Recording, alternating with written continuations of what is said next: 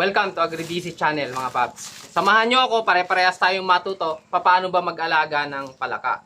Ito ay first time ko nagagawin ang pag-aalaga ng wild na palaka. Ito yung palakang bukid, kinakain naman ito. Mahal nga ang bentahan dito sa amin, 250. Kaya nagka-idea ako na ano kaya kung mag-alaga ako ng palaka. Ito gagawin kong breeder, itong nahuli kong ito. Ito yung sinasabi ko sa iyo na palaka. Ito na mga paps, titingnan na natin kung kumustahin natin yung mga itlog ng palaka na nilagay ko dito. Pangatlong araw na ngayon, napisa na yung ating mga itlog ng palaka. So yan, nakikita ko yung mga tadpole na dito. Yan, yung mga naglangoy-langoy na yan. Oh, dami. Success. Palaka. Opo, palaka. Tama ang narinig mo, palaka. Nakakita na ba kayo nang nag-aalaga ng mga wild na palaka dito sa Pilipinas? Iyan ang ating gagawin ngayon. Nakita ko po kasi sa merkado na mas in demand pa yung palakang bukid kaysa sa mga alaga kong hito. Ngayon, Mayo 2026, ay matindi ang tag-init dito sa lugar namin. At madalas pagkatapos ng tag-init na yan, pag umulan, yung unang bagsak ng ulan, lalabas ang mga palakang bukid dito sa amin. So, naisip ko, ano kaya kung mag-aalaga ako ng palaka? Since mas in demand naman pala ito kaysa sa hito dito sa lugar namin. Kaya ang gagawin ko mga paps ay ihahanda ko na yung aking concrete pond na pag-aalagaan ng palaka. Dito ko muna sila ilalagay kasi paparating na yung tag-ulan. Mayo 10 na ngayon. Kapag umulan na, andito yan yung mga palaka, manghuhuli ako ng mga breeders natin. So pansamantala, dito ko muna ilalagay sa ating concrete pond. Kung itong mga hito ko dito, ay ililipat ko muna dito sa aking isang concrete pond para magamit ko siya in preparation doon sa pag-aalaga ko ng palakang bukid. Ito, papakita ko sa inyo kung paano ko siya i-prepare. Kasi yung aalagaan natin ay hindi mga maamo, maiilap yan. Mga nabubuhay sa ilang yan. Sa bukid, sa ilog, yan. Ngayon, i-try natin na alagaan dito. Kapag hindi ko pa nagagawa kung saan ko sila alagaan, ay ilalagay ko muna sila dito sa concrete pan samantala. Sabi ko nga mga paps, marami pa akong hito na alaga dito. So ito, ililipat ko pansamantala dito. Para nang sa ganoon ay mai-prepare ko siya para sa ating mga palakang bukid.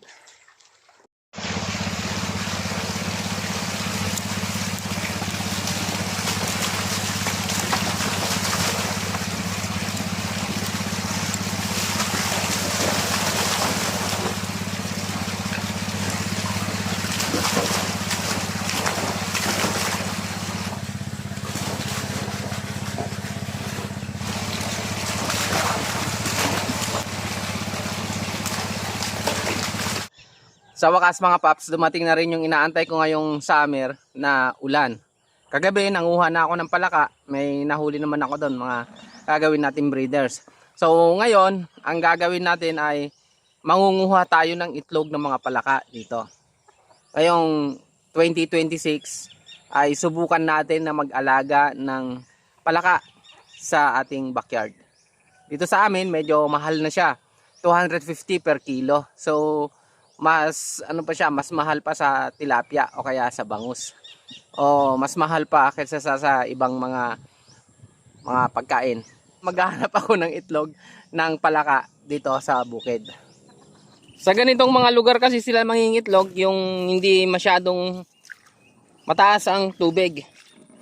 Ito, ang lalagyan ko, puti siya para makita natin. Mas maklaro na makita natin yung itlog. Yan, hanap-hanap lang tayo. Yung itlog ng mga palaka, mga paps, ay andito lang sa may tubig. Lumulutang-lutang yan. Sana may makita tayo. So, wala dito. Tsaga-tsaga lang. Baka sakali. Susuyurin natin hanggang doon para tiyak na may makikita tayo na itlog ng palaka. O eto na mga paps, may nakita na tayo dito. Yung mga mga itim na yan. Yan. Yung mga tuldok-tuldok na yan. Yan ang itlog ng palaka. So, kukunin na natin.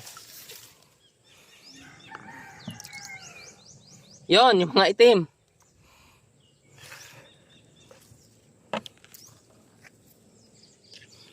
Yan, tsatsagain lang natin na gaganyanin, tabu-tabuin. Yan, nagkalat sila. Kasi madaming nanghuli ng palaka dito kagabi. At nangyari, kalat-kalat na sila. Yan oh. Parang may ano siya, parang may slime siya. Sila nakadikit. Yun, dami dito oh. Kasi mga nakalutang hindi dikit-dikit.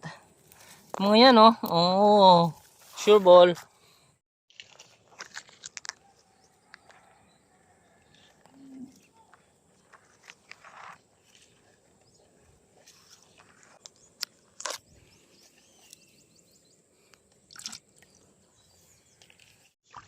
So ayan mga paps, madali lang naman makita, ma-identify yung mga itlog. Yan oh. Oh, yun. Oh, dami. Yun. Ang issue na lang dito mga paps, kasi parehas yung itlog ng palaka, tsaka yung tawag namin bullfrog. So sana itong mga nakukuha ko na to, itlog to ng palaka. Kasi kagabi dito ako nanguha ng palaka. Kaya positive ako na itlog ng palaka ito, hindi yung bullfrog. Yung bullfrog na sinasabi ko, yun yung malaki na palaka na maitim. Hindi namin kinakain dito yon. So far, so good. Marami na akong naipon. Yun o, dami pa o. So yan, kagabi, May 3, 2006, umulan na. So medyo malakas. After 2 months o sobra pa na tagtuyot, umulan. Kaya kagabi nanghuli ako ng palaka. Sad to say lang na talagang mahirap manghuli kasi wala akong saranga, yung pana, pinapana yon. Kasi gusto kong mabuhay siya. So dinadakma ko siya. Ito yung sinasabi ko sa iyo na palaka. Ito, kinakain ng palaka na to. So, ayan o, may mga itlog na nga siya. Yan, yung mga itim-itim na yan. Yan yung itlog ng palaka. So, nilagay ko sa sako kagabi. Ang plano ko dito sa palaka na to ay aalagaan dito sa aking concrete pan.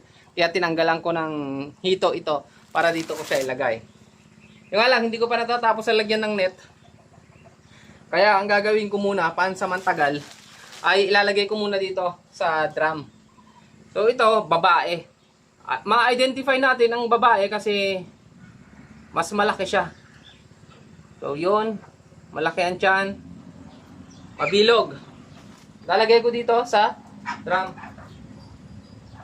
Isa, papakita ko naman sa inyo kung ano yung lalaki.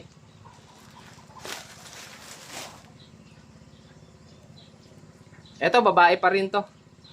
Dalawa ng breeder natin. Ito yung lalaki. Ang lalaki na palaka, payat. Ayan o.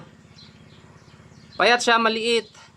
At kapag nagme-mate sila nung babae na palaka, etong lalaki na to nasa ibabaw. Hindi siya umiilalim guys. Laging nasa ibabaw siya. Ayan, maliit, payat. Ang dami pala nilang mga itlog. Ayun, babae. O, dami siyang itlog o, yung mga itim-itim na yan. Yung mga maliliit. O, laki. 4-1. Napansin ko lang mga paps, ito nilagay sa sako na to. So, ang dami na pala silang itlog. Oh, so, nang itlog na yung nahuli ko kagabi. At dito siya ng itlog. So, yan, yung itlog ng palaka. Kita mo yung slimy na yan. Oh, ang dami. Yan, ang itlog ng palaka. Oh, jackpot. Oh. Ang gagawin natin ngayon, dito ko kasi ilalagay itong itlog ng palaka. Dito ko siya pakakawalan. Oh, o di ba pagka nilagay mo dito, buo-buo siya. Ayun. Grabe, dami. Oh.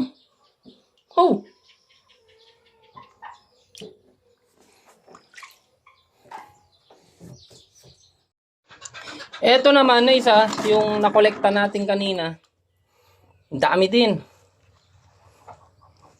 So itong gagawin natin, totally parang nag-experiment tayo dito kung paano tayo mag-alaga ng palaka. Yung iba ay dito natin ilagay sa loob ng concrete pond. Tapos yung dito naman, yung iba, hayaan natin siyang mapisa dito o kaya doon siya mapisa. So makikita natin kung alin yung mas mainam sa dalawa.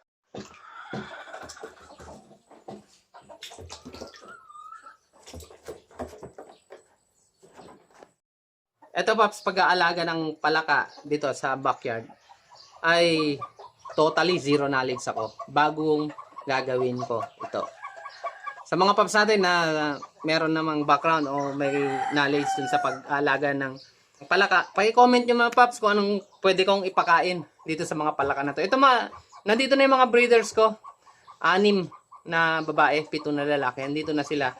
So ano ba yung pwede kong ipakain dito? Then yun namang mga itlog pa lang, susubaybayan ko kung kailan sila mag-hatch. Ngayon, June 4, day 1, itong mga itlog ng palaka ko dito. So, araw-araw, titingnan natin kung ano yung improvement, ano yung development. Pero as of now, ano man po, pwede nyo akong tulungan paano ko alagaan itong palaka na breeders natin. Oh, yan. Taman? Agur ka. Gara, dito sa akin na. Siyempre, video tayo ipakita ta. Tapos si kanto mo makita niya. May isa. May isa. Nagragsa ko. Naidungpar si ka. Oh. Sige. 2. Balalaki niya, lalaki. Lalaki. Babae yun muna.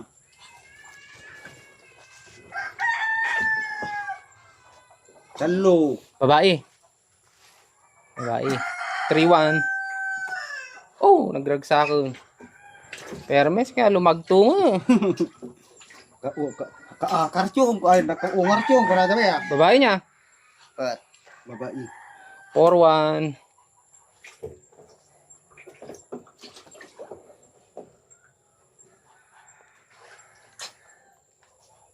Lima. 5-1. Ay, lalaki.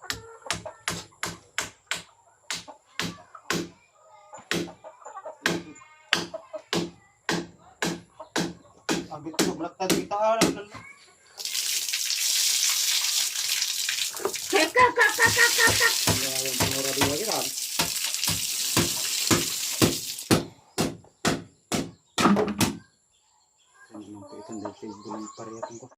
Ito na mga paps, titingnan na natin, kukumustahin natin yung mga itlog na nilagay ko dito. Pangatlong araw na ngayon, titingnan natin ang result. Napisa na yung ating mga itlog ng palaka. So yan, nakikita ko yung mga tadpole na dito.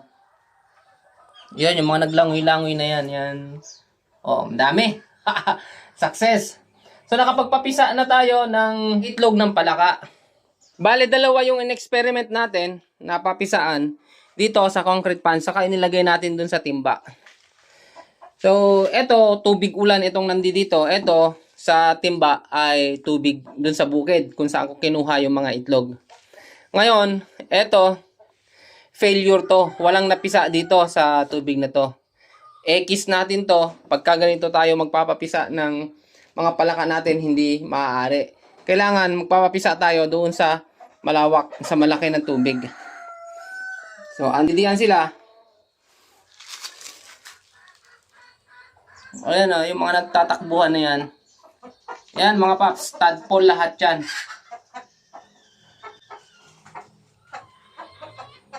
So, madami. Nakapagpapisa na tayo. Ngayon, dito sa isang experiment natin na to, itatapon na natin. Ang tawag namin sa mga yan ay bayek. Bayek sa Ilocano. Sa English niyan, tadpole. Titingnan naman natin yung mga breeders na inilagay natin dito kahapon kung makikita natin.